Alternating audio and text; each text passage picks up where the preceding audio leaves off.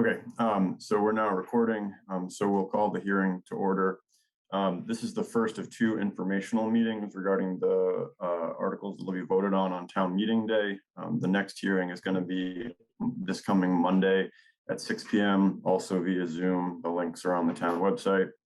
We'll try to get the recordings of these posted as soon as we have them available. So I'll see if I can get this to Zach as soon as this is done to get up on the website. The purpose of the informational hearings are to afford the electorate an opportunity to discuss the articles on which they will be voting. So these hearings serve as the debate component that would otherwise accompany the voting when conducted from the floor. What we'll do is we'll walk through each article, give folks, about a minute or so to speak. If you do speak, if you could just start by stating your name for the record. We'll walk through all the articles, giving everybody a chance to speak. At the end, we can always circle back to articles. What I would ask is that if you could use the raise hand function if you'd like to speak. What that is down under the reactions tab at the bottom. If you hit it, you'll see raise hand. It's a small enough group though that I think you can also just raise your hand in the screen and should be able to see folks without too much trouble. Last thing would be that if you could just stay muted while you're not talking, just so we can avoid any background noise or any kind of feedback, that would be great. So with that, we'll jump in. Article 1 has to do with the election of officers.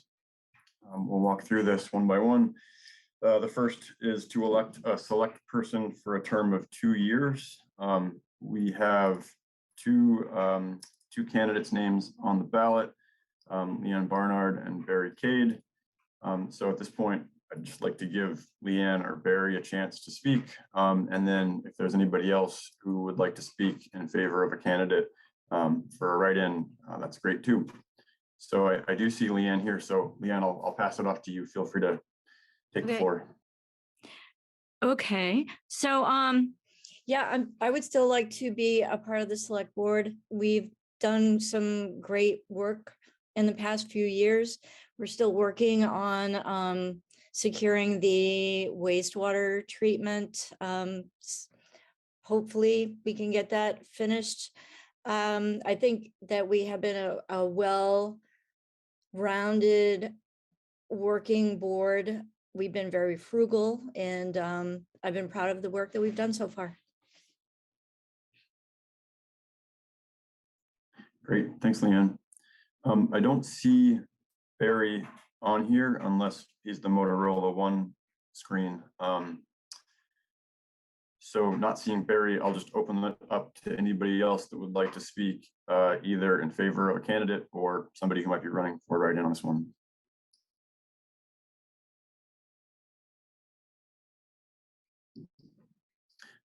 Okay. Oh, Sue raised your hand. Yeah, Sue, go ahead. Just remember to come off mute. Okay, I would like to say that I support Leanne's run as the incumbent, and it's unfortunate that any other candidates that want to run are not even on this call so that we could get their perspective. I just think that's unfortunate. So hopefully they'll be on Monday night's call. That's it. Thank you. Thanks, Sue. Anybody else before we keep going? Hey, Charlie, this is Mark. I'm the Motorola One. Hey, Mark. Yeah, I had to go in with my phone today. Okay. Okay, great. Then we'll keep going. The second item here is to elect the select person for the term of 3 years. There's only one name on the ballot right now. That's my name, Charlie Hancock. I guess I would just say that it's been interesting for the past 6 years. I think we've gotten a lot done. I think that even though we all don't always agree on everything, we've at least tried to, be open and provide a forum for listening and trying to react to the town's desires and where we want to go with stuff. I do see that Tom just joined, and so if there's no objection, what I'd like to do is just circle back to the select person for a term of 2 years, because I think Tom is looking to run as a write-in candidate on one of these positions. So I do want to give Tom a chance to speak if he'd like to.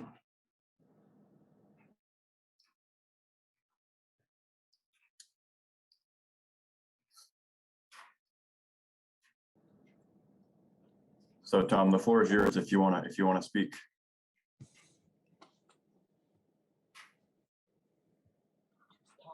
You're not coming in clear. Okay, can you hear me now? A little bit, yeah. Okay, so we just got rolling. So we're on the items to elect a select person for a term of 2 years and a select person for the term of 3 years. And so acknowledging that I think you'd like to run for a write-in candidate, I wanted to give you the floor to speak to that. Yeah, the one I'm running for is the 2-year candidate. Okay. So feel free to take the floor for a minute or two and say anything you'd like to.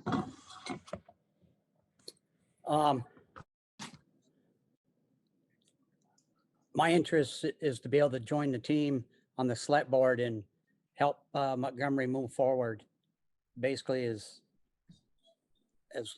simple as I can put it, without taking up much time.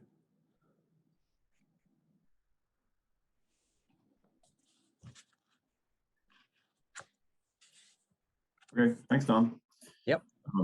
I think it is great to see like a number of people interested in these positions. You know, any year that it's just either no one running or one person running, I think we lose a lot of good opportunity here. So it is great to see a number of people interested in running for the board. So before we move off of the Articles A and B here, since we've kind of conjoined them a little bit, I will just make space now for anybody else that would like to speak to A and B under Article 1, the select person election. Charlie, would this be an appropriate time to ask a question? Yeah, it's always an appropriate time to ask a question. Yep. Great. Hi, Tom. My name's Emily Kimball. I know I show up under Eric Brooks' iPad. That's because I don't know how to change the name on here. I've recently joined the select board, and I'm hearing what you're saying about new ideas to move Montgomery forward, and I'm wondering what your ideas are.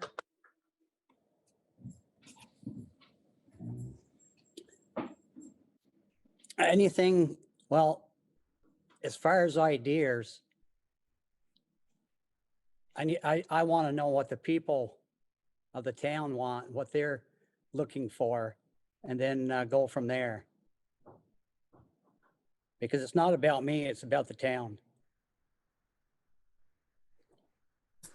Okay, you had said that you had some ideas about moving the town forward, so I was wondering specifically what No, those were. I had said that I wanted to be a part of helping the town move forward. Okay, maybe I misheard you.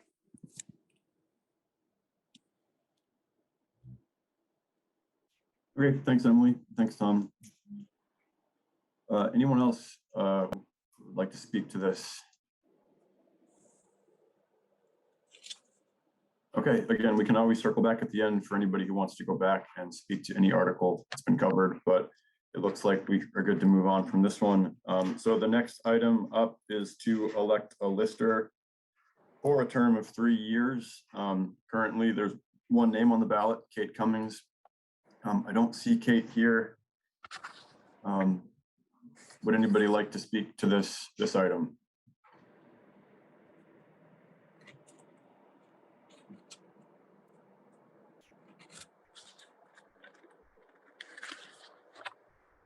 Okay, not hearing anybody or seeing anybody. We can keep moving on. The next item is a commissioner for the Village Cemetery Association for a term of 5 years. Henny Lumbra is the only candidate on the ballot for this one. Would anybody like to speak to this item?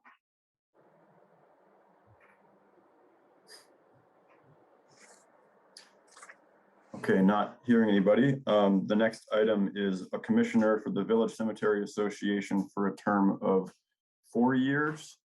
There is currently No one on the ballot that I see for this position. Would anybody like to speak to this one or declare interest in the position?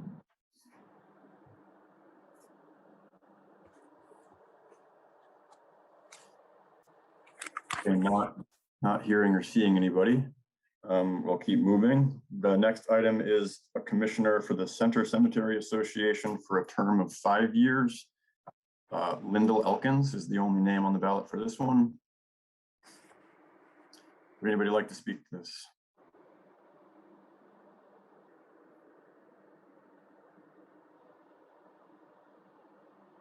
Okay, not seeing anybody. We will keep moving. The next one up is a fire commissioner for a term of 2 years.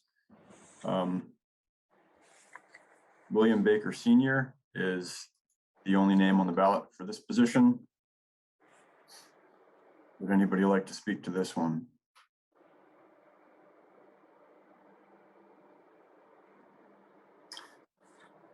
All right, not seeing anybody. The next one up is a planning commission member for a term of 3 years.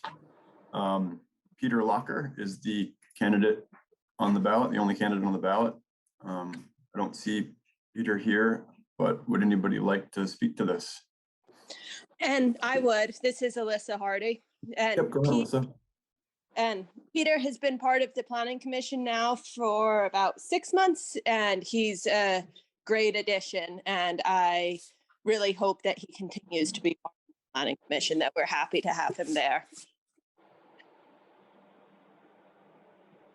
Great, thanks, Alyssa. Anybody else?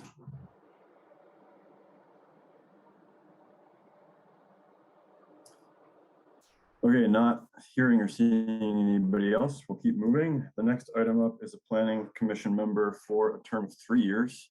Alyssa Hardy is the only name on the ballot for this one. So Alyssa, I'll give you a chance to pop back on and speak to this one if you want to.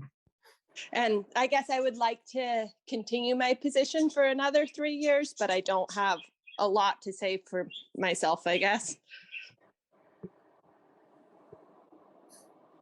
Okay. Anybody else for this one? All right, not seeing anybody. We'll keep moving. Next up is a library trustee for a term of 3 years. The only name on the ballot for this one is Marika Dawa. I don't see Marika here, but we'll open it up to anyone who would like to speak to this one.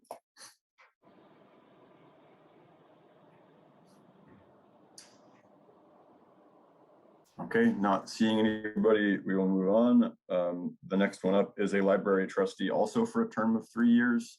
The name here on the ballot for this one is Jane Pressler.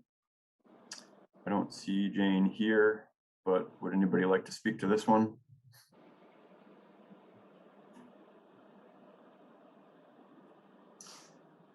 Okay, not seeing anybody. We will move on to the next one, which is also a library trustee for a term of 3 years. This one is Cheryl Wiesel. I don't see Cheryl here, but would anybody like to speak to this one?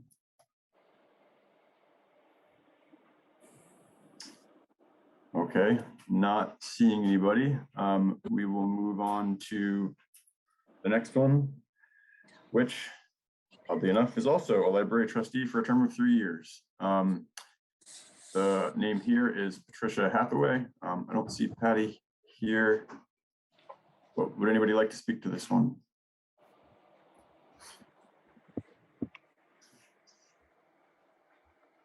Okay, so that takes us through Article 1. Again, we can swing back to this one at the end if anybody has any questions or wants to say anything, or if anybody new pops on.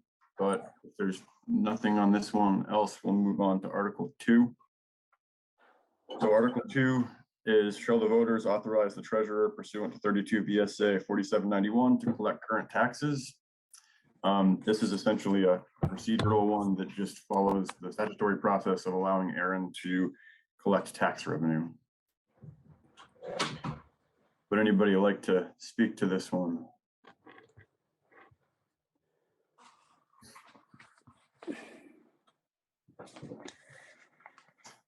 Okay, not seeing anybody or hearing anybody. We can move on to Article 3. Article 3 is the budget.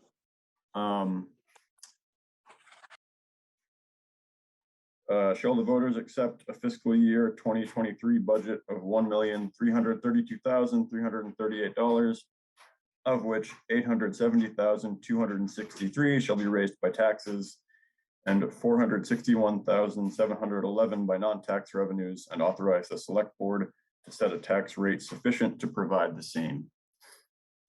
So the budget. Anybody have any questions, or anybody would like to speak to this article? Again, Article 3.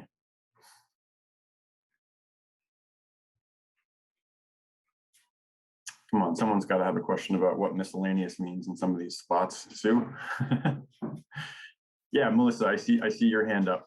So Melissa, please take the floor. Just a quick question. What does non-tax revenues mean? Can you define that, Aaron or Charlie? Sure. Yeah, I'll pass it off to Aaron. Okay. Who I got to just say, like, we are lucky to have such a great team working on this. Aaron's been just amazing in terms of streamlining the budget process the past couple of years. So I just want to take that opportunity to say thank you, Aaron, for this. And we're lucky to have her in that position. So Aaron, go ahead. Charlie. It's a team effort for sure.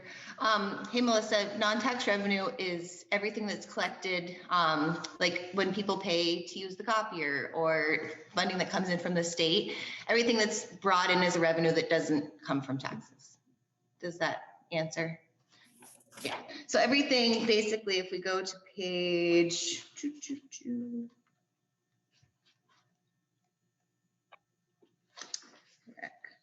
I believe it's page 15. I mean, like dog licenses and things like that too? Yeah.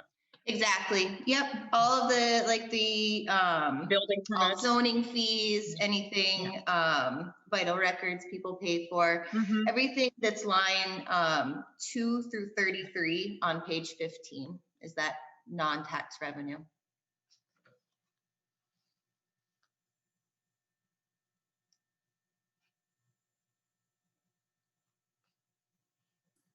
Other questions from folks?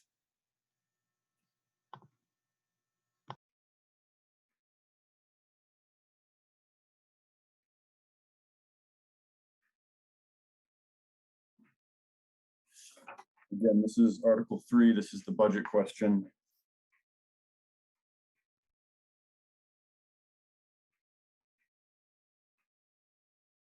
Okay, well, not seeing anybody or hearing anything, we'll keep moving. Again, we can always circle back at the end if anybody has any follow-up or wants to go back to anything. But again, not hearing anything, we'll move on to Article 4. So Article 4 is, shall the voters authorize the select board to borrow up to $100,000 for a term of 3 years to purchase a new 2022 International CV515 single axle truck with snowplow, wing, and sander to replace the 2016 550 Ford truck. Mark, if you're open to it, I'd love to pass this off to you to just kind of describe what this is and why we're looking for it. Yeah, the 2016 truck is the oldest truck that we have right now. And there's no more warranties on the truck. So I'm looking at replacing it with this International truck is a little heavier duty truck than the 550. And it'll have a wing and everything on it. So it'll speed up, some of the plowing and stuff. And just that truck will have a warranty, and we've been having quite a bit of trouble with the 550. So, and then I wanted to get in a rotation of replacing the trucks a little bit farther apart. So with a 3-year loan on this one, by the time this one's paid off, we'll be able to replace the 2017 and just keep them in a rotation so we don't have 2 payments at the same time. That's what I'm trying to set it up with. Okay, any questions on this one or questions for Mark, clarifications? So I see Walt's got his hand raised. So the procedure here, I guess, would be, so since Walt is not currently a registered voter in town of Montgomery, the question to the floor essentially would be, does anybody have an objection to Walt asking a question or weighing in on this? Walt is a property owner in town, but the standard procedure at town meeting would be to ask the voters if anybody objects to Walt weighing in on something, or anybody, not a voter.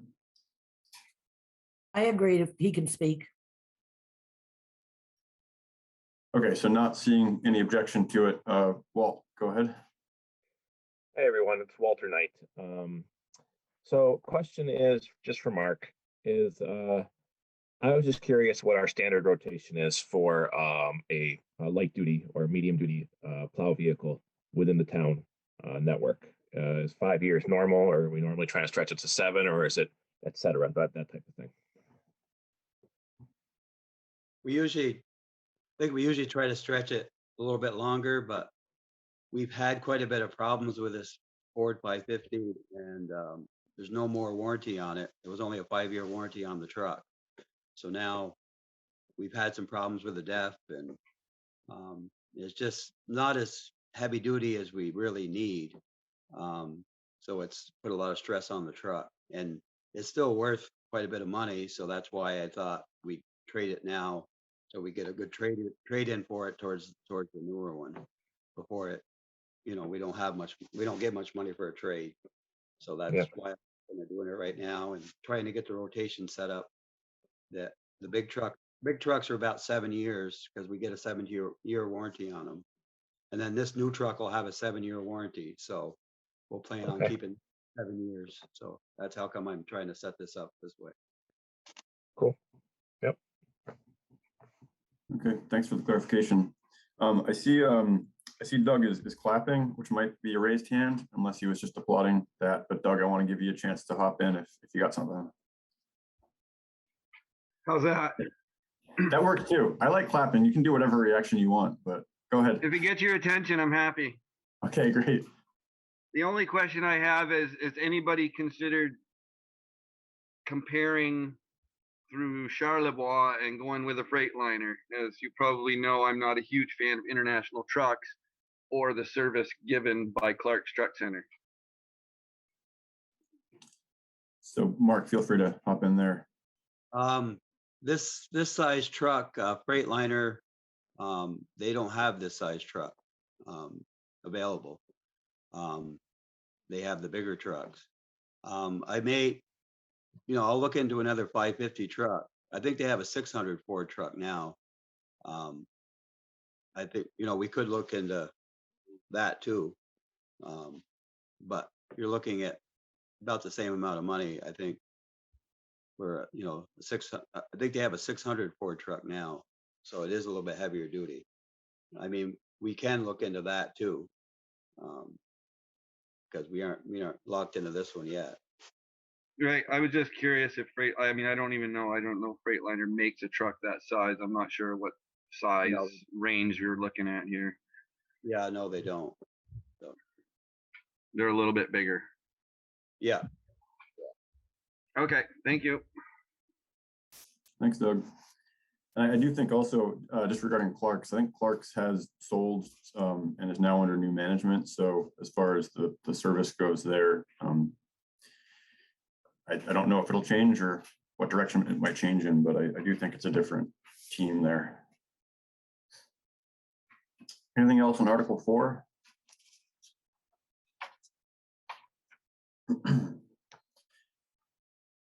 Okay, not seeing anything else on Article 4, we'll go to Article 5.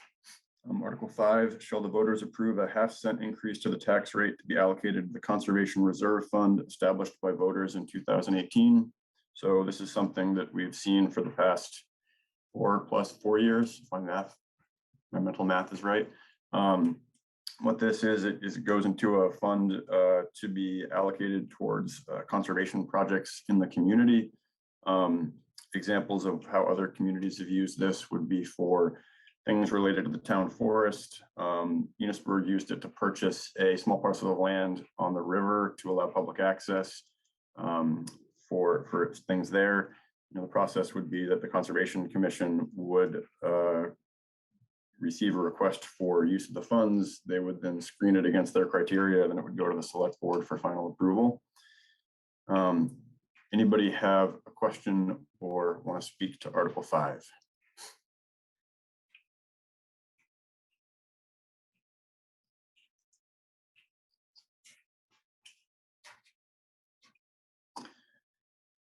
Okay, not seeing any hands or hearing anything. We will move on to Article 6.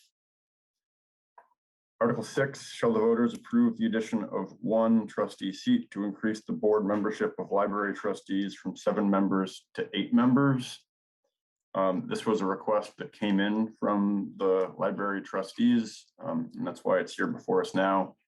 I don't believe we have any trustees from the library on the call right now.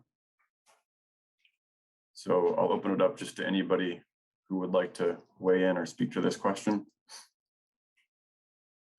Yeah, Larry, go ahead. Their reasoning behind it, why would you go with an even number? Harder to make decisions in some cases. Yeah, agreed. An even number does present the opportunity for a deadlocked vote if there is a question that needs to be voted on. I think the rationale that we were told was that they essentially had interested parties that wanted to serve, and they wanted to bring people in to provide more members of service on the board. Going to the minutes, there we have it. Okay. Yep. Thank you. Thanks, Larry. Anything else on Article 6?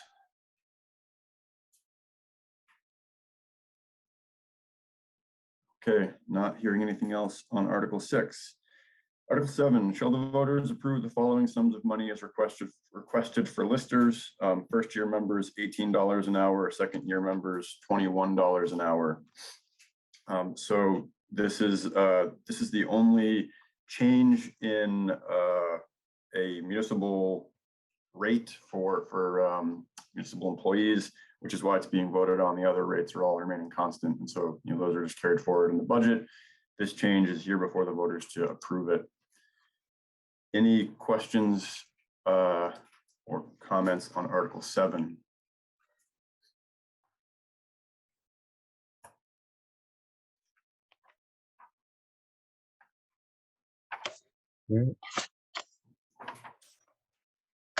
And Article 7. Oh yeah, I'm sorry, Peter, I see one of your reactions up. Go ahead.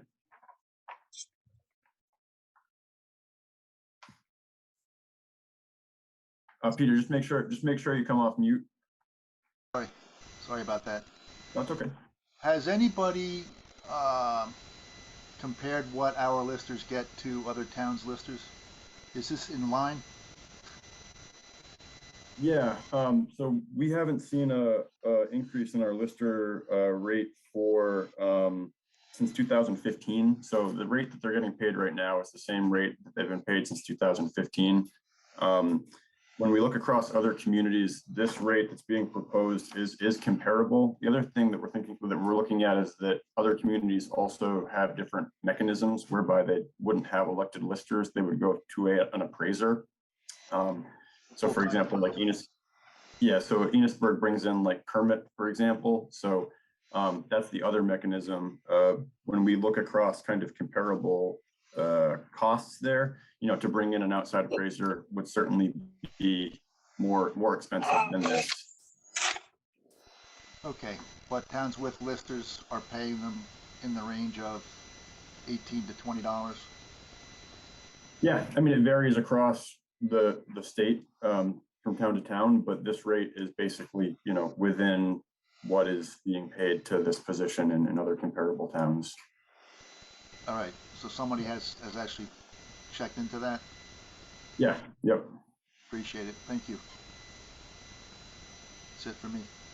Yep.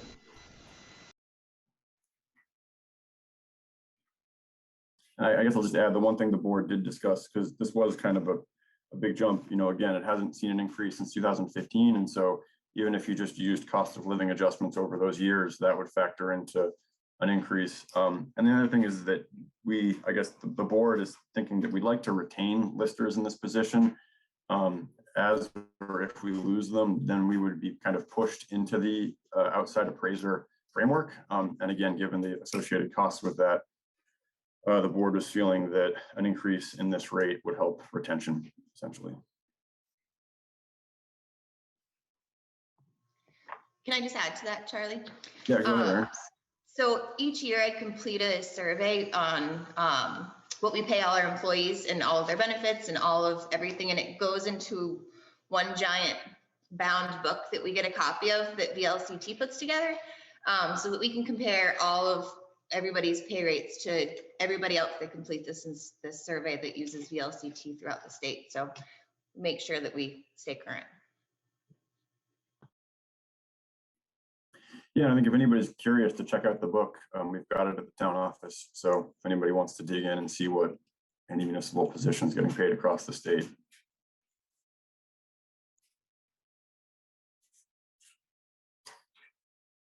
Anything else on Article 7? Okay, Article 8, moving on. Shall the voters of Montgomery adopt the town charter as proposed and approved by the select board?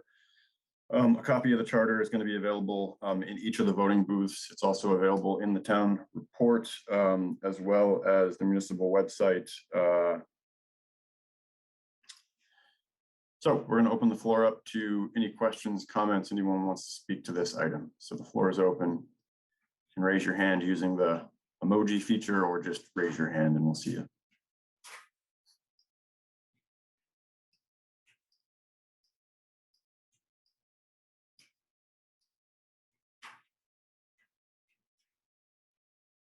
Again, this is Article 8.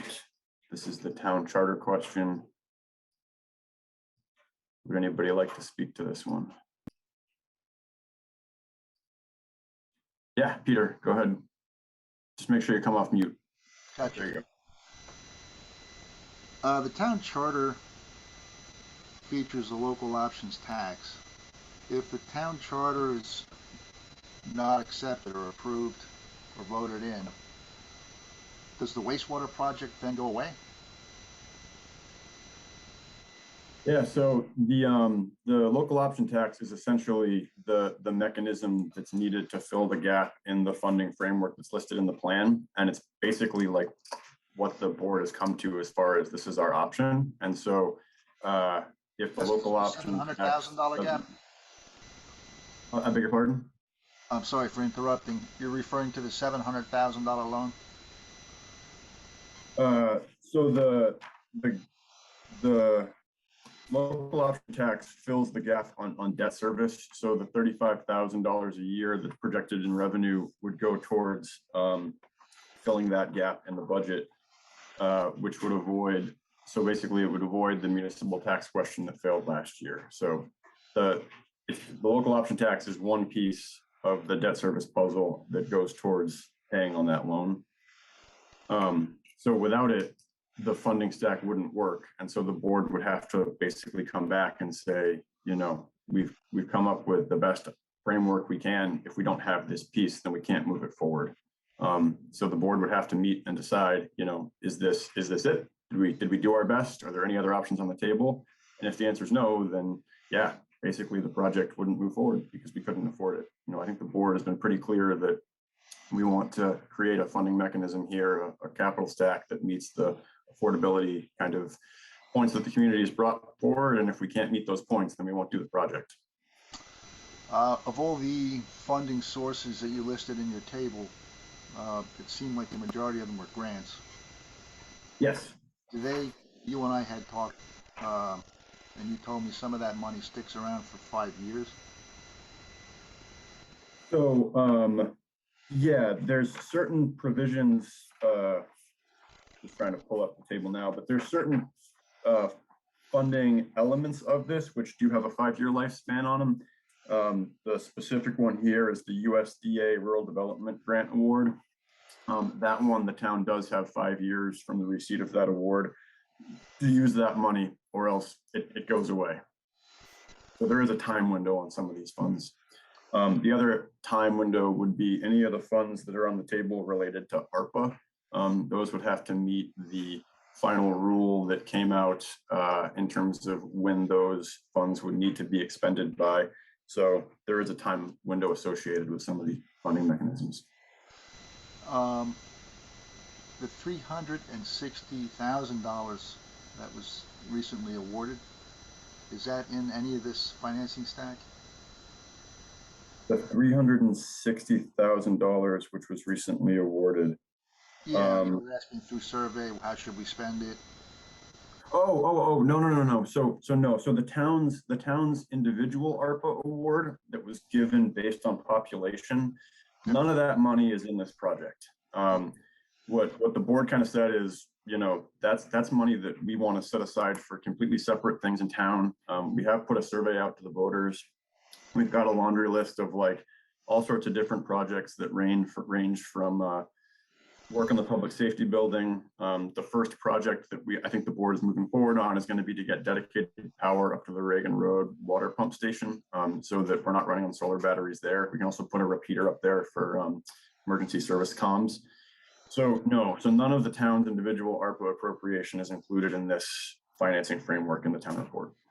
Okay, it's quite a bit of money that you've gathered in that stack. Yeah. The only other question I have on the financing stack is, and I focus on that because this charter focuses on that project, is the congressional 2.8 million, I think it was. You and I had talked, and you said it is extremely likely that it will go through, but not certain. Yeah, so the allocation from they call it a CDS, or Congressionally Designated Spending Request, which came through Bernie Sanders' office. So that passed the Interior Committee. It was hitched to essentially an appropriation that funded a whole laundry list of things in the Interior Department. There were other infrastructure projects in there, but it also had things related to like the National Park Service. That is essentially waiting to get hitched to a federal budget bill. If anybody's watching Washington right now, basically for the past, well, it seems like past 10 years, but for the past few months, they've just continually passed CRs, continuing resolutions, which basically funds the government at the current rate, but does not actually pass a federal budget for any of the things that have come out of committee. They keep saying that they're going to do that, but they keep kicking it down the can. So in order to get this to move through, the federal government would need to pass an actual federal budget with this in it. As I said, Peter, I think we're really optimistic that it will go, but it is not signed, sealed, and delivered at this point. The one thing the state has told us is that should that not materialize, the additional commitment from the state IUP here, the intended use plan, which is currently at 1.4, the state has said that they would backstop the congressional request from Sanders with an increase to that IUP. For a total of 4.2? It would be, let's see, it's 1.4 right now. So 2.8? Yeah, my mental math's not great, but add 2.8 and 1.4, and then that's what you would get for the state's commitment there. State would stand behind that. Yeah, the state has told us that should the CDS request not come through, they would backstop that. Is there any way to secure that commitment? Something more than somebody's word? I mean, we've got it in email communications. It's not signed, sealed, and delivered because in order to do that, the state would have to essentially put that paperwork together and execute on it. They're not going to do that until we have word on the CDS request. So we're not going to actually have a signed offer thing in hand until they have that number. Yeah, its commitment is the word you're looking for. And, yeah, but we have, go ahead. Nearly a quarter of the funding. Yeah. It's a big chunk. And I will say that, the way this has been set up is that we've tried to have these kind of hold points along the way advancing work using this no risk capital that we have, these subsidies and these grants to keep the engineering work going, which don't leave the town holding the bag should we not advance the project. And so the idea is to keep these things moving as the other parts kind of move with them. But if we were to get to a point where the CDS request evaporated and the state came back and said, actually, we changed our mind, guys, you know, we're not going to help you out with that, then the project wouldn't move forward. And the idea is that we're trying to get things to a point where we are not locked into any kind of loan agreement until all those things are solidified. So should that worst case scenario happen, Yep. we're on the hook for nothing. No, we can back out and basically, you know, the planning grants we've had, we wouldn't pay them back. The subsidies were subsidies. You know, the contingencies on a lot of these were, you know, if the project doesn't advance, we're not left holding the bag. It's one of the reasons why the state offers these funds, is to help communities like ours, you know, get these projects advanced without kind of, you know, putting our whole entire municipal budget on the line. Yeah. Another part of that stack, I guess, was the loan for $700,000 that this local option tax will support. Yep. And then my final question on the table goes to the cost. We've been back and forth, and you did describe that there's been a change in the design of the project, the scope of the project, from 2 sites to 1. And I don't know how that translates to dollars. It's still a gray area to me, inflation aside. No, that's a great point, Peter. So the cost estimates that we were looking at came from the preliminary engineering report, which was produced by the engineering firm we're working with, Hoyle Tanner. That's what advanced the initial overall project cost, which is what the initial bond vote was based on. So since that PER was produced, we've kept engineering work going using these no risk funding sources. And so through that work, we've been able to kind of refine exactly, you know, what the elements of this system would be. So one example that you point out is that initially in that first preliminary engineering report, it looked like we would need 2 disposal sites to secure a village system. Through some of the hydrologic and geologic work that we've been able to do, we've realized that we only need 1 site. So what that means is that instead of having 2 land purchases for the village, it's 1. Instead of having all the associated infrastructure to get to those 2 sites, it's 1 site. So I think what's going to happen is that as we continue to refine the engineering, which is going to happen over this next year, if we continue to move forward with this, to get to through final engineering, we're going to be able to refine a lot of these numbers a lot better and hopefully recognize additional cost savings. So what we're going to see is on one side of the ledger, you know, we have the changes due to inflation. You know, everybody knows prices of things have gone up. And so we're seeing cost fluctuations on this side of the ledger due to inflation and cost of materials. And then we're seeing cost flux on this side of the ledger based on what we're discovering as we advance final engineering. And so the number that really matters is once we get to the end of final engineering and we're looking to go out to bid, then we've got that final project cost. And so once we get that, which we're probably like a year out from, so again, we're going to keep seeing fluctuations and things. At that point, we look at that number and we say, okay, this works. Or we say, holy smokes, like we're $2 million over, or we're $1 million under, or whatever.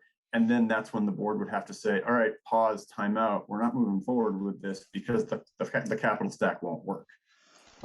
So again, we would have a hold point at that time where the board would look at everything and say, yes, this works, we can move forward, or no, this is not going to work under this current framework and we need to kind of pause and reassess. Okay, one last point, because I'm kind of I'm monopolizing the floor here, is that takes time. Obviously, it's not going to happen by Tuesday, and yet by Tuesday we're expected to vote on a charter that will send this project forward. That's where I leave my comfort zone. Yep. Is any of the money in those grant stack, financing stack, any of the grant money last until next year, when more is known about? Oh yeah. We've got, so like the CW SRS subsidy of $250,000 that's listed there. like that's the subsidy money that we're still using to keep final engineering moving forward. So that work will continue to move forward. And I take your point that on Tuesday, we're going to be voting on something which is a piece of the puzzle, which we could get to the end and realize the puzzle doesn't work. But the reason why this is going before the voters now is because the process through which a charter adoption needs to happen is that the town adopts it, then it goes to the legislature for approval.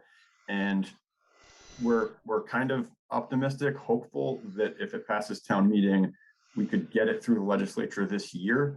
But given that that's going to be after crossover, when most things have to cross between both houses, there's a fairly good chance it might get kicked to the next biennium, which means that the legislature would not be able to act on it until next year or potentially the year after, because of the way that their process works. I don't think it would take both years of the biennium to move it through, but there's a chance that it would take another year to get it. And so given the time lapse in that, we wanted to move this part forward to basically keep that moving, if that makes sense. I understand what you're saying. That's it from me. It's, Great, thank you. other people up here. Thank you, Charlie. Thanks, Peter. Article 8, other folks, questions, comments?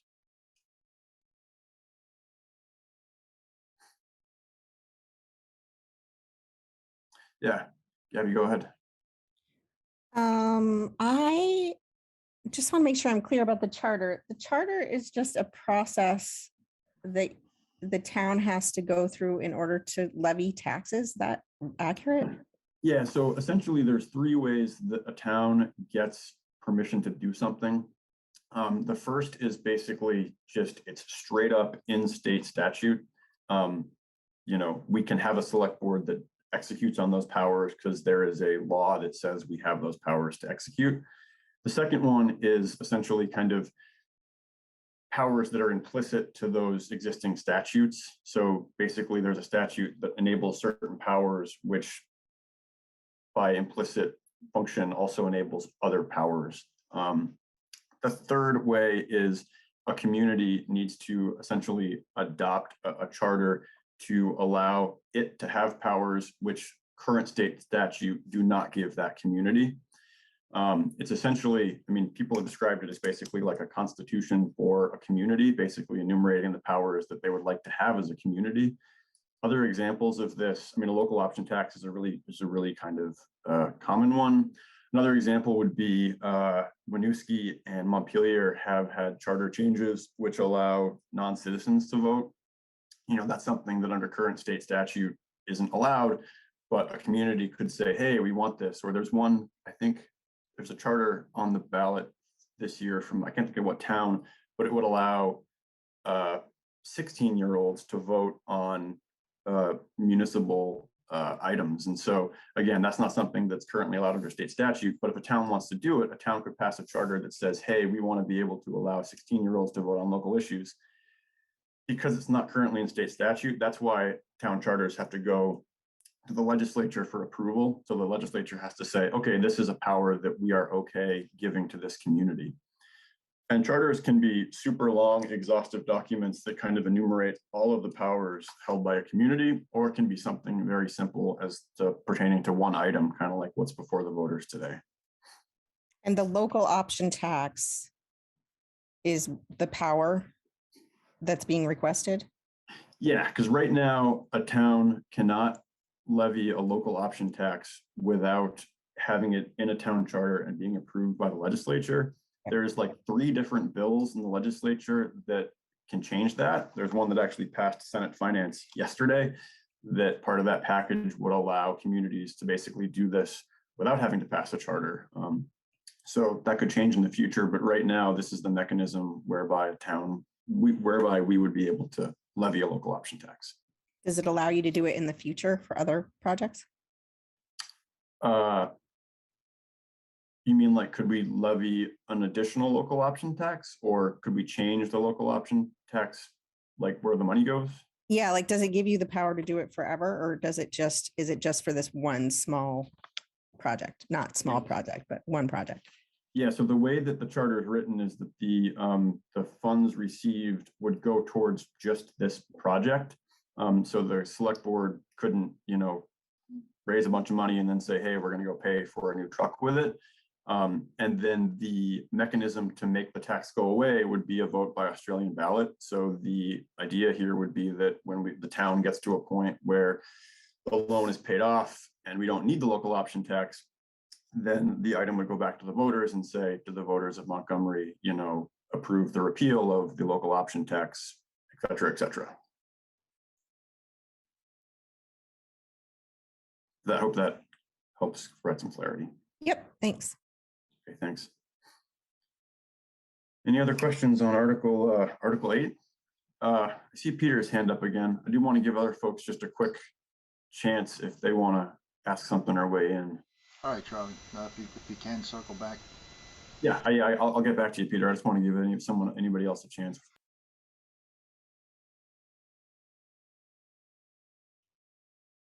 Okay, I'm not seeing any hands, so Peter, take it away. All right, one last question following up, Gabby.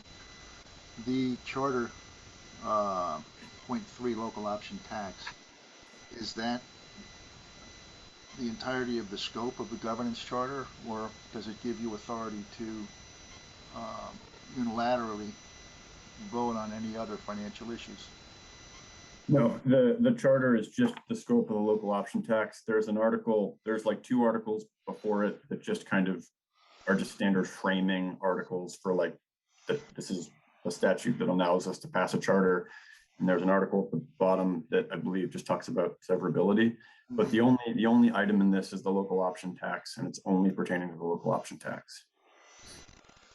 Okay, thank you. Thanks, Peter. Anything else on Article 8?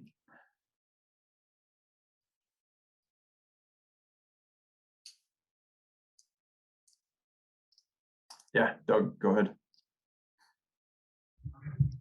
I would just like to say that, first of all, thank you for making all of this happen, because this has been a long time coming, and clearly there's a need for it in both of these villages, especially since the flood pretty much annihilated everything, and we have a lot of septic systems we know are operating questionably. And I think my only comment would be where you stated that it would be 5 cents on an average pint of beer. I think 5 cents on a pint of beer is a small price to pay to know that when I walk to the urinal that's not ending up in a river. So thank you for making all this happen, and I hope it all comes through. Thanks, Doug. I will point out, Peter had a really great point, and as somebody who had a Guinness last night at the Snowshoe, it would be 8 cents on a Guinness, not 5 cents. So in the interest of full transparency.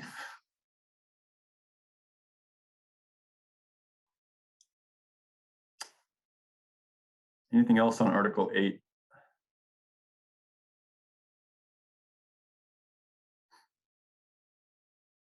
Okay, not seeing anybody or hearing anybody. We'll move on to Article 9. Article 9 is, shall the voters of Montgomery establish an ARPA reserve fund to hold and assist in the dispersal of funds received from the American Rescue Plan Act? This is essentially just a procedural move by the town to create a dedicated fund to hold and disperse the ARPA funds through. We have a number of reserve funds already. They're listed in the book. These are things like the Infrastructure Replacement Fund, the things that are basically holding money dedicated to a single purpose. This ARPA fund would create one just for the ARPA monies that we receive. It's really an accounting mechanism to help us show the dispersal and holding of these funds in the book. If we pulled them in and we brought them into the municipal budget, what it would do is it would show a massive influx of non-tax revenue one year, and then in out years when we spend it, we would have expenditures without having a matching amount in the revenue column, which would make the budget it would throw the budget off in a way where it would just be really weird. And so the idea here is that we have a dedicated fund to hold those monies and disperse from them, so it's transparent as to what came in and what it's going out as. Aaron, is that an accurate description? Very. I just want to add that the reporting requirements for all of these ARPA funds is going to be very, very strict. And having the money be completely separate from any other monies that we have will just make that much easier to keep track of and keep straight for all these reporting that we're going to need to do. Thanks, Erin. So any questions on Article 9? And just to be clear, in order to create a reserve fund, the voters have to do it. The board can't just create a reserve fund.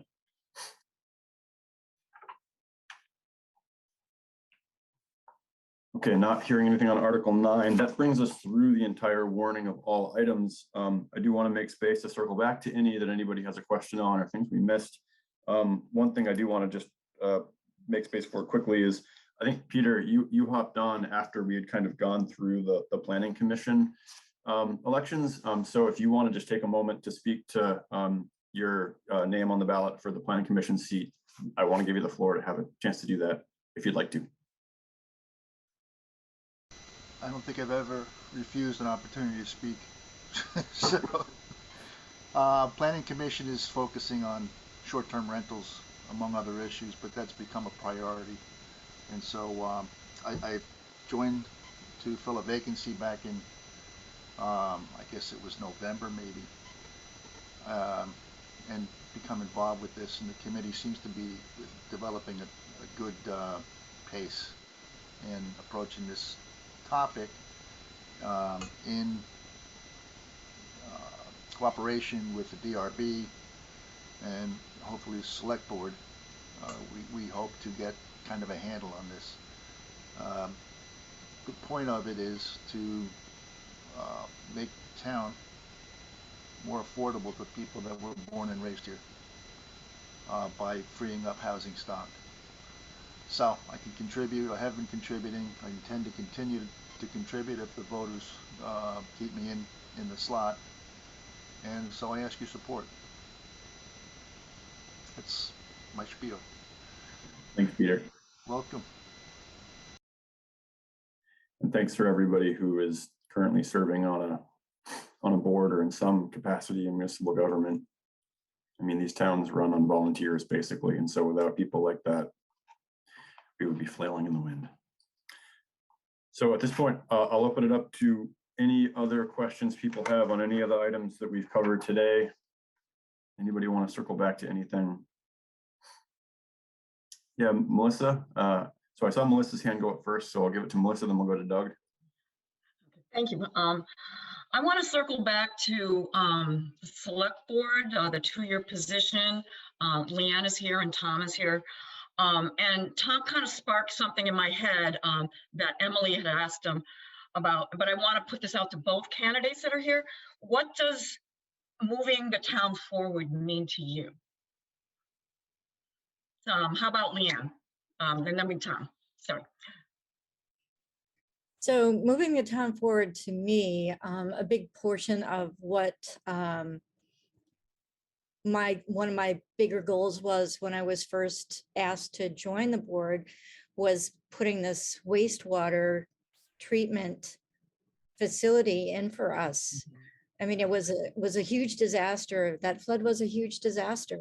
And just knowing how hard it was down at the shoe when we owned it, and redoing that whole septic system down there, but it was a mess for a long time. And I'm pretty certain that many homes and probably the businesses down on Main Street are facing, similar worries. And I think if we can get this done, it will just be, I think it'll be a real advantage for the residents and for businesses. And we were back when we first started talking about it, we were talking about the fact that, it may bring some more business into town too. And just, to my thinking about advancing the town, I remember when we had this opportunity when we first moved here like 30 something years ago, and the town said, no, no, no. And it was going to be funded by one particular individual.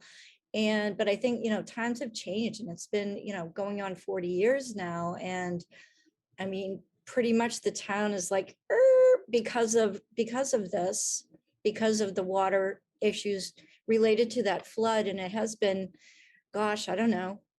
How many years has it been since that thing? 20? I'm not sure. Anyway, it's been a long time, but 1997. and I would love this. I think this is very important. Of course, the streetscape and what we were talking about with that a few years ago too, and kind of like rolling it all in. I get it that's probably, that would be, more of a cosmetic and also a safety feature too, because we do have trouble with speeding through town and speeding by your house and speeding down 242. And I get that. That would be a nice plus, but I think the wastewater is far more important at this point. Thank you, Leanne. Tom, feel free. Go ahead. I'm sorry, this is Charlie. Tom, if you want to hop in and answer Melissa's question, let's go for it. Just make sure you come off mute, Tom, so we can hear you.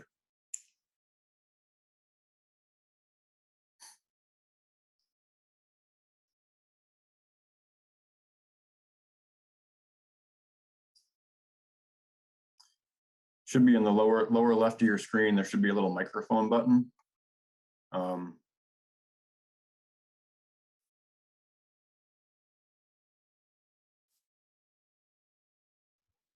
If you're on an iPad, it's up in the upper corner. There, can anybody hear me now? Yes. Yep, you're good. All right. For me, I think that the townspeople, which is everybody, regardless if they show up to vote or show up to town meeting, but everybody that owns property, everybody that votes needs to be better educated on any and all projects that are happening so that they are as well informed as possible to know what they're voting on. And when it comes to the sewer system, I have a hard time with that after this past year, seeing and listening to different people who basically, some people are selling their places, and part of selling, your septic has to be cleaned out and working, and some septics are found not to be, and it's on rental property, and people they just will not or refuse to maintain their own systems.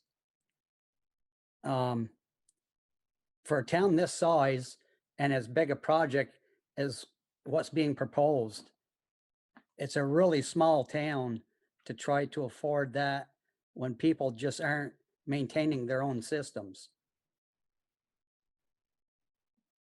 So I guess for me, I think people should look into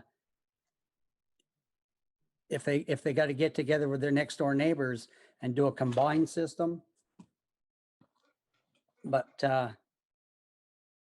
it's really just getting out there and talking to people and see what people think and what they want. And right now, I've heard a larger group that don't want compared to the small group that does want. That's what I've got. Thank you. Thanks, Tom. And 100% agree. The more people that are engaged and aware of what's going on, the better we're all going to be, regardless of where you fall on an issue. Informed people are great. Doug, I want to go to you next. Yes, information is knowledge. Mine is on Article 5.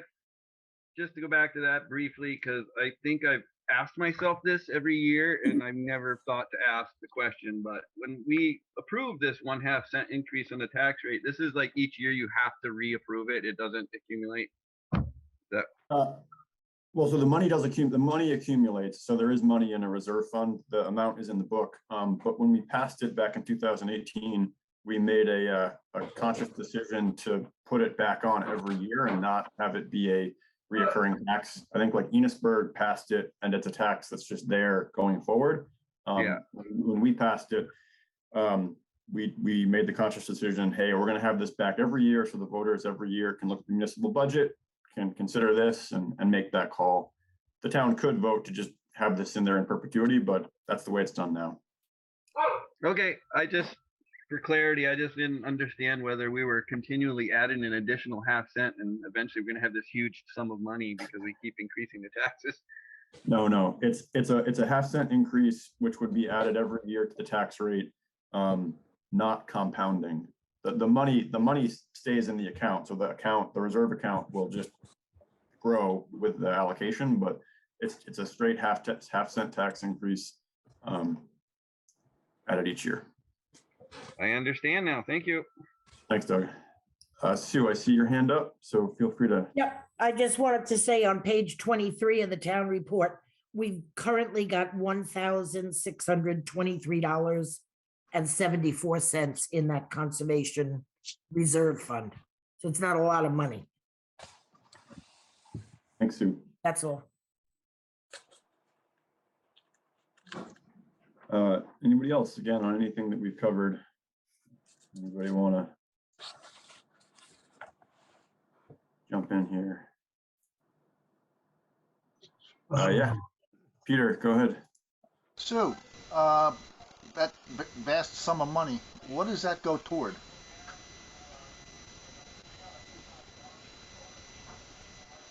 Sue Wilson? Oh, I'm sorry, you're asking me. Yes.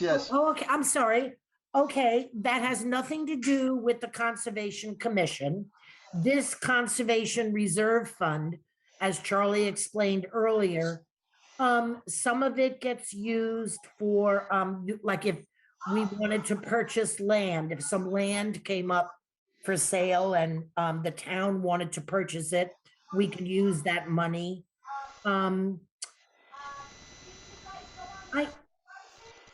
It doesn't sound like I think Charlie had the better explanation of it a few minutes ago.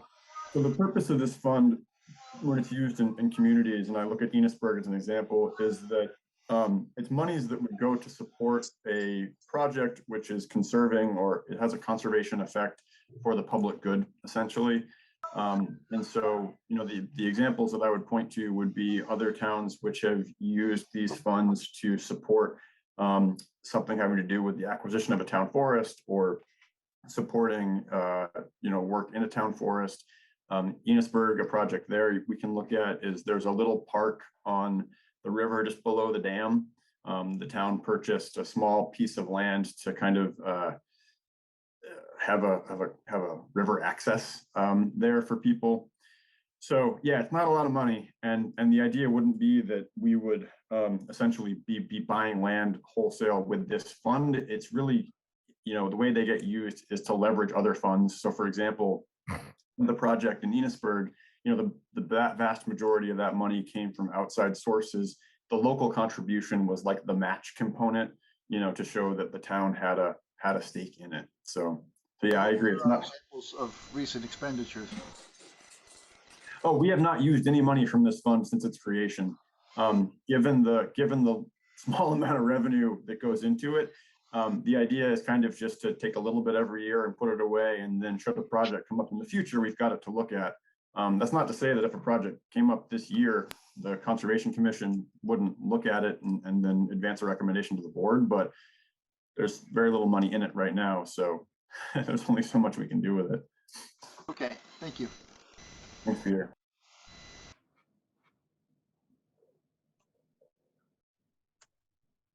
So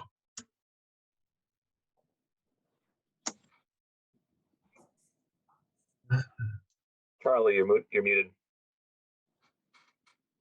Sorry. So John, did you want to hop in? yeah, I was kind of concerned about, I replaced my system after 2 no votes. And yet I had no choice. We opened up the ground, water came out, 3rd time. Every time my septic tank was overflowing, I had my tanks emptied out every 3 weeks. That cost us $600 each time. I did that for a year. So why is it okay for me to replace my system, but nobody else can do their own system? Yeah. So, you know, you're probably kind of one of the newest systems down there. The Snowshoe went through a similar process not too long ago. I'm not aware of any big residential projects that have happened in the last, 5 something years. One of the things that we knew going into this is that the condition of the systems on Main Street are never all going to be either perfect or failing at the same time, barring a natural disaster. And so if the project moves forward, it's going to mean that we're going to be basically replacing systems that have the potential to be decades and decades old, or systems that are relatively brand new. There's just kind of no way to get around that. And that's just one of the things that a project like this has to look at. Is the town going to reimburse me though? So I don't believe the town would reimburse you for the system. The governance of the system and kind of all the ins and outs of that, the board would have to develop through the development of an ordinance that governs it.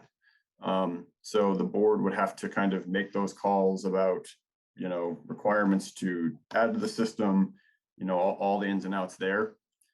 It's kind of stupid for me to connect to another system after I've replaced my system with a new system. It's green, 97% clean water out of my system. Yeah. I don't have like a good answer for that one. And I wish that we'd been able to get this project rolling sooner, and we'd been able to, do it in a way where you could have avoided having to put that system in, After but- two no votes. Okay, yeah, again, I wish we could have been able to get the system in sooner to avoid you having to make that expenditure. I don't have a good answer for that for you. It wasn't a problem making the expenditures. Everybody can do it. Homeowners can do it too. It doesn't take much to replace a system to go right over the old system mound. Okay, I do know that one thing we did identify in both village centers is that, given the size of lots and the requirements for replacements, it can be very challenging. And as I think you pointed out, it can also be very costly. So one of the intents of the system would be to help homeowners and businesses avoid these issues in the future. Obviously, timing wise, that did not work out in your case. So no compensation? So again, the board would have to make that call as far as, is there a framework whereby we would pay landowners who have a system which is X years old? So I can't tell you that right now, but I guess looking at how other communities have done projects like this, I don't believe there's been a mechanism to compensate landowners for a prior expenditure within a certain amount of time to the project. It should be made expandable for the rest of the town people to use though. The wastewater system, you mean? Yes. Yeah, so I think there's an economy of scale here that we need to look at. If we were going to put, Gabby's property on the wastewater system, we'd be looking at a lot more money to get it up there. So there's this scale of footprint to cost that we need to consider as far as who's hooking in and what we're trying to do. Not to pick on Gabby, just knowing where she lives.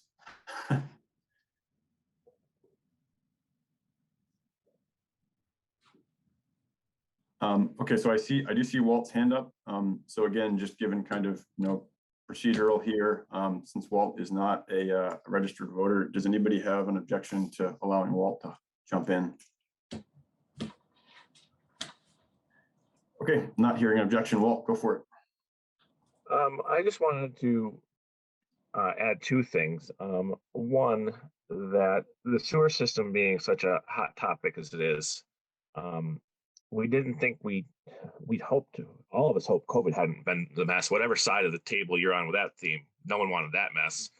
But it's actually given us more money than we ever could have hoped for this type of project. And it's a one-off. So basically, my opinion of what's gone on in the country, without attaching enough politics to it, just the reality of the money that's available right now, is we have a once in 30, 40 years situation right now where there is a little bit more money available specifically for infrastructure, wastewater, and water projects. Historically, we will not see this again. We'll never see a 94% or a 90% match unless politically this country changes severely in one direction. We have a choice to either take advantage of this and take the piece of the pie that is available, or to say no. If we say no, the only people we're hurting is ourselves. Again, this is money that won't come around again. I know one of the questions earlier was how, one of Peter's comments was, or questions was, is this money gone immediately? Well, remember, I'm talking about many funding sources in this stack of funding we're looking at here. So it was commented that for at least a few years, some of the money will stick around. But some of the other money may not. And then once it's gone, we're not going to, my point is, we're not going to see it again. And you're all basically going to say, hey, why can't we ever get that funding we got back in, 2022? And the answer is going to be because it's not there anymore and you didn't take the piece of the pie when it was offered. And that's my feeling on that. Thanks, Walt. Gabby, I see your hand up, so feel free to jump in. I mean, since you pointed me out, Sorry. I also have the experience of having to, I think the year I moved here was the year we put in a new water system in town. And I remember being at that meeting and wondering, like, should I really be paying for this? But I mean, I think having like good infrastructure and a good solid foundation of a town is important. And like Doug said, I mean, we go drink at the snowshoe and then pee in the toilets, and those things are there for us, and we have water, and we want to keep the river accessible. I mean, I grew up in Burlington where we had access to the lake, and it wasn't very long that we didn't have access to the lake, and they are struggling with their infrastructure now as well. And, having access to the land and to the water and to nature, and those are all things that are really Montgomery. And I don't know, there's something to be said, about paying for things with a sort of bigger picture, more long-term vision in mind. But yes, I had to put in my own well and septic, maintain my own septic. Thanks, Gabby. Doug, I see your hand up, so feel free to go ahead.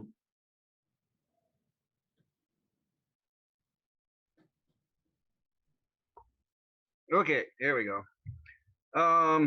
Back to what John was stating, and I know he had a huge expense putting in a mound system. However, he is a high volume user. He has a lot of people using that mound. Same thing with the snowshoe. What the snowshoe has gone through with their system is it's continually being maintained. So no, they probably won't get reimbursed for such a thing, but I guess they could somehow. But the point being, you still have to maintain that system continually, and it's not going to last forever. And you're once again going to have to tear that system out, rebuild, and dispose of the materials and build an entirely new filter system of some sort. And the system 40 years down the road. The system you have now may not last as long as they thought it was going to, or it may last longer. But the other part of the picture is the footprint of your property. Think about the footprint of the property that you're on and the space that you have. I know parking is an issue for every business in town. So when you have a mound system, the mound system takes away from potential parking space or other space for outdoor dining or a place to sit or picnic tables or whatever. The same thing is happening at the snowshoe. They have a yard space there that they cannot utilize because it's basically 100% a septic system.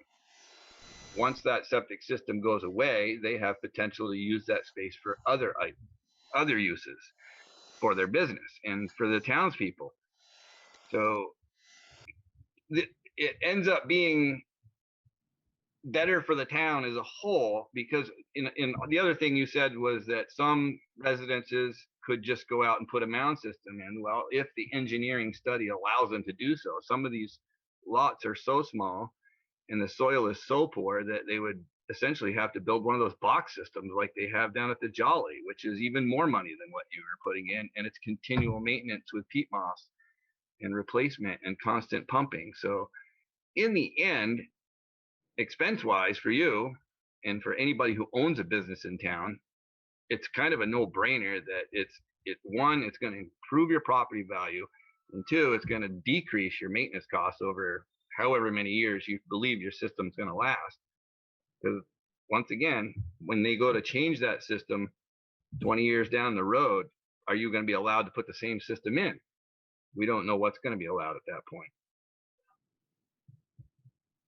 Well, I probably won't be here in 20 years. Yeah, well, neither will I. So My system's built for 40 years. yeah, well, they said that the shingles on my roof are going to last 20 years too, and they didn't do that. And you bought that cookie. Thanks, Doug. When you pee at the snowshoe, it doesn't go into the river. It goes into a system. System filters it. Dirt filters it. Okay, thanks. Human waste isn't pollution, people. Human waste is natural. It's the stuff you put in your systems, what you clean with. That's pollution. Well, there are state laws about discharging human waste into the river. So, I mean, Peter, yeah, I see your hand up. Go ahead. Just make sure you come off mute. Okay. The cost, how many people are on the system or proposed to be on the system? Oh, God. Well, it was like 192. Does that number sound familiar, or is it 92? There's 166 proposed users, and that's by property. So, for example, like the coach house is one, even though it's got multiple units. But 166 is the number of present users to the system. The system is designed, or would be designed, to allow for additional kind of connections to be made to it. So, for example, like the old Coda property or Tim's property at the end of God, whatever road it is there, down below his place. So yeah. What are you talking about? By the old other post office. Yeah. If you go down at the end of the road by where Dana lives, he owns a property. So if Tim was to develop that, that property could connect to it. So that it could, and the idea would be we'd see increasing number of users over time as other folks could or would connect to it. And that would have an impact on pushing rates, down as more. But the reason I ask is if you took an average, most of this is residential, I'm sure, correct? Yeah, we do have a breakdown somewhere of kind of commercial to residential properties. And that is important just in terms of calculating, not to get too deep in the weeds, but calculating like flow rates depending on different things and how they work. But yeah.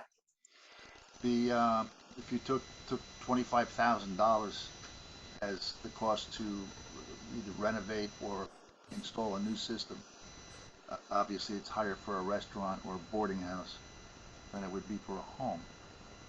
That's like 1/3 of the amount of money that you're talking about for a townwide system serving 166 or even 190 people. That's number one. Number two, the thinking of it's like the sky is falling. If we don't do it now, it's never going to be available again, is a fallacy. It's first of all, you can't say that. Never is a long time. We might be 7 years down the road with another scenario where federal money is flowing freely. To state an urgency that is not necessarily urgent is a disservice to the project. I think you'd have broader support if you would stick with realities. And I understand there are some unknowns, but that it will never be available again, as Walter suggested, just can't be said, honestly, because he doesn't know that.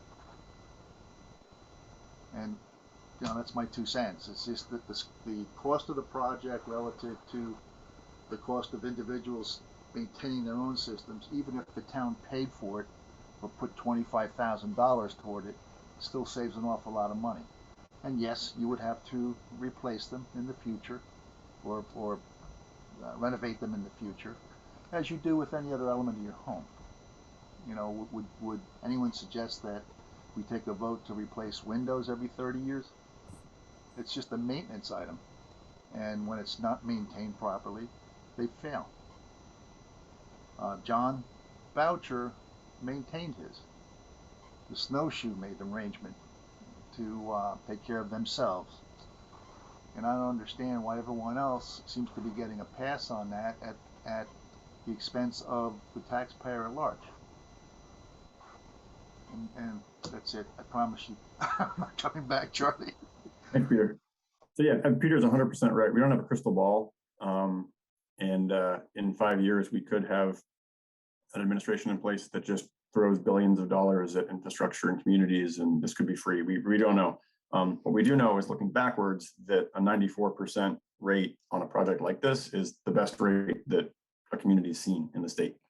And that's not to say that we should do it or we shouldn't do it, but as far as the money goes, this is the best deal that I think we've seen. Again, not looking at the future. The one thing that I just want to add in terms of, I think Peter's got a valid point about maintenance and responsibility to property owners, but circling back to the affordable housing conversation, there's like 3 houses on Millhouse Lane right now that are empty, that have not been bought.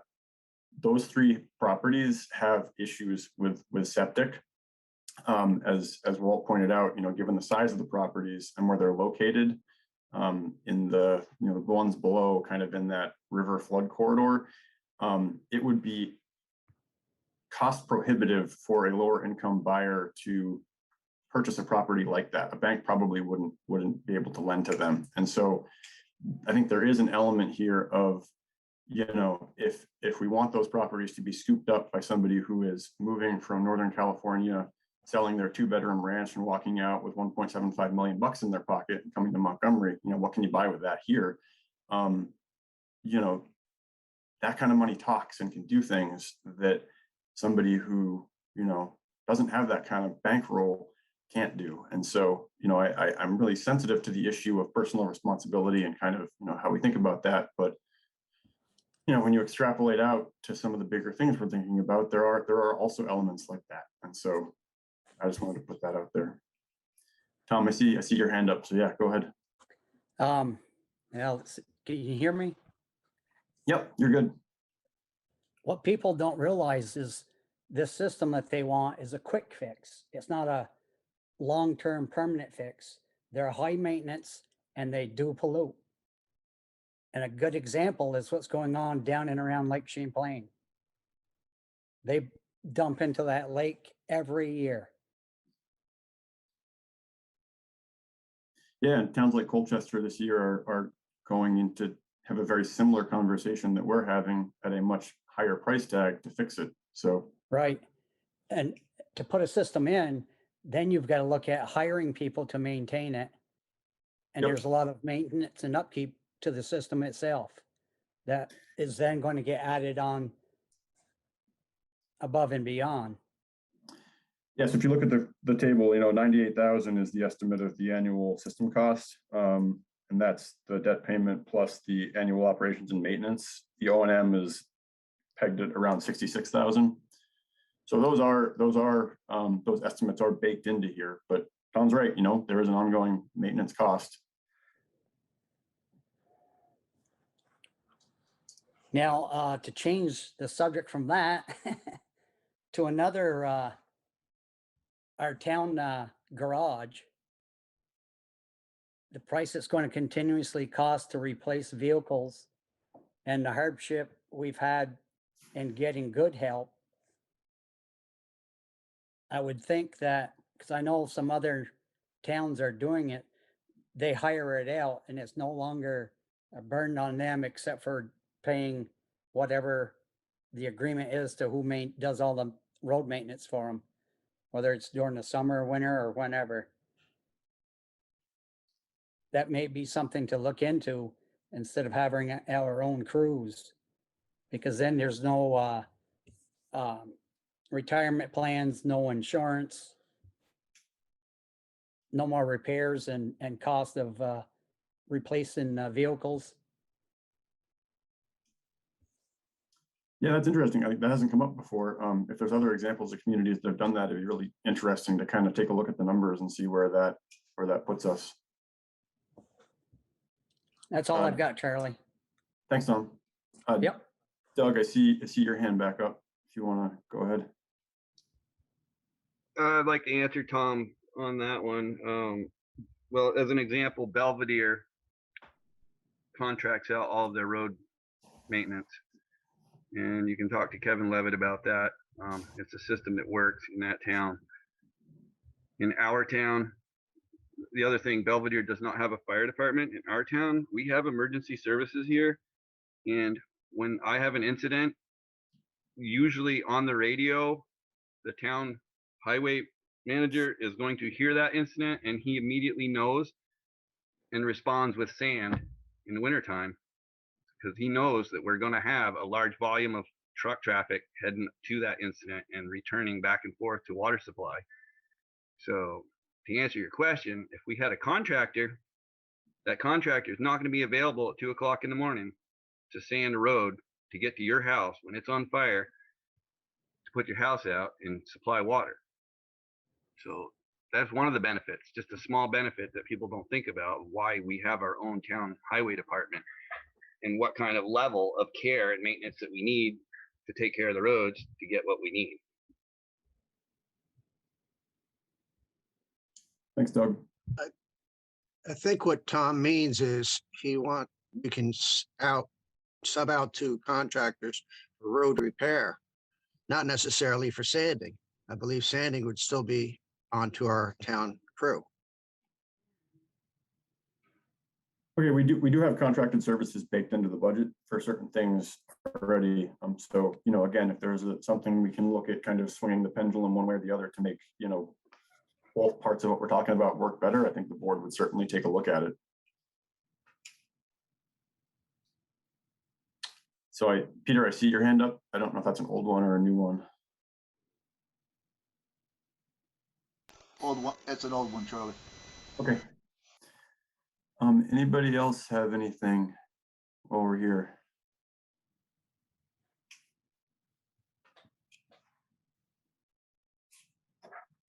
All right, well, going once, going twice. Well, thanks everybody for taking the time today. Again, we're voting by Australian ballot this year on Tuesday.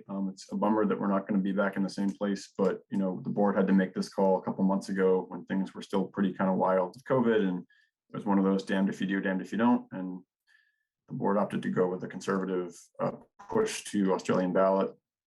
But we do hope that we'll be back in person next year. So thanks for taking the time this morning. We'll get this recording up online. I'll get it to Zach right now. Hopefully it'll get up there soon, and we will be good to go. Doug, I see some clapping, Doug. I don't know if that's clapping or if you have something else you want to add real quick. Oh, no, now it's a celebratory one. So we're celebrating. All right. Awesome. Well, have a great Saturday, everybody. Have a good weekend. Take care. Thank you. Hey, Charlie. Bye. Thank you, Charlie.